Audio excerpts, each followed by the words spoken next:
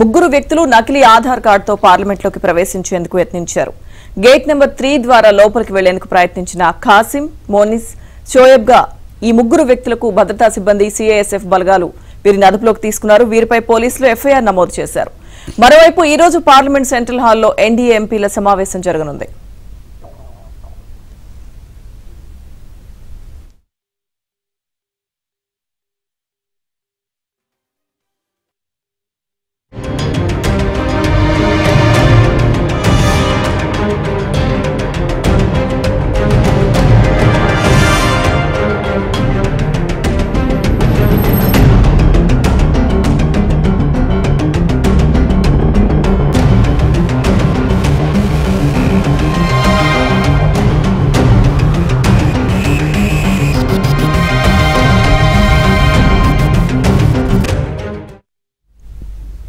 Parliament దగ్గర కలకలం రేగింది. ముగ్గురు వ్యక్తులు నకిలీ ఆధార్ కార్డుతో పార్లమెంట్లోకి ప్రవేశించేందుకు ప్రయత్నించారు. గేట్ నెంబర్ 3 ద్వారా లోపలికి వెళ్లేందుకు ప్రయత్నించిన ఖాసిం, మోనిస్, షోయబ్గా గుర్తించినట్లుగా తెలుస్తుంది. ముగ్గురు వ్యక్తులను భద్రతా సిబ్బంది సిఎస్ఎఫ్ బలగాలు అదుపులోకి తీసుకున్నారు.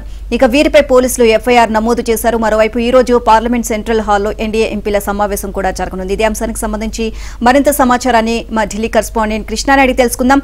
కృష్ణ, ఈ రోజు ఎక్కడికక్కడ మొత్తం కూడా ఎన్డీఏ మంత్రివర్గం సమావేశం కూడా ఉంది. సో ఈ నేపథ్యంలో ఒక ముగ్గురు వ్యక్తులు నకిలీ ఐడి కార్డుతో లోపలికి వెళ్లినట్లుగా పార్లమెంట్ లోపలికి తెలుస్తోంది. అసలు వాళ్ళెవరు, ఎందుకు వెళ్లారు, దీనికి సంబంధించి ఏమంటున్నారు అధికారులు? నీలిమా, ఈ సంఘటన జరిగింది ఈ రోజు కాదు, కౌంటింగ్ రోజు ఈ పార్లమెంట్ లోకి ప్రవేశించేందుకు ముగ్గురు దుండగులు విఫలయత్నం చేశారు. నకిలీ ఆధార్ కార్డులతో గేట్ నెంబర్ 3 ద్వారా లోపలికి ప్రయత్నించే యత్నం చేశారు. ముగ్గురిని పార్లమెంట్ భద్రతా సిబ్బంది సిఐఎస్ఎఫ్ అడ్డుకుంది. ఆ తర్వాత వాళ్లను పార్లమెంట్ స్ట్రీట్ పోలీస్ స్టేషన్ లో అప్పగించారు.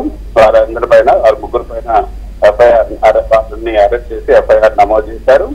ముగ్గురిని కూడా యూపీకి చేసినటువంటి ఖాసిం, మోనిస్, షోయబ్ గా పోలీసులు గుర్తించారు.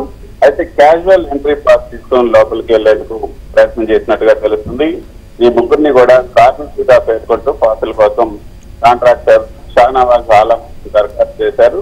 ముగ్గురి పైన కూడా ఐపీసీ సెక్షన్ 419, 465, 468, 471, 130 ప్రకారంగా ఎఫ్ఐఆర్ నమోదు చేశారు.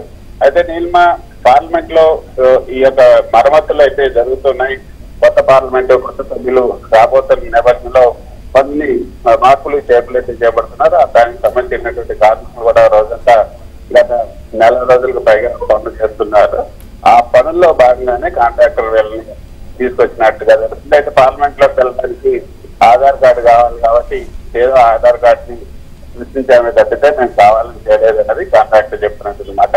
ఇది కౌంటింగ్ రోజు 4వ తేదీన జరిగినటువంటి సంఘటన ఇప్పుడు వెలుగులోకి వచ్చింది.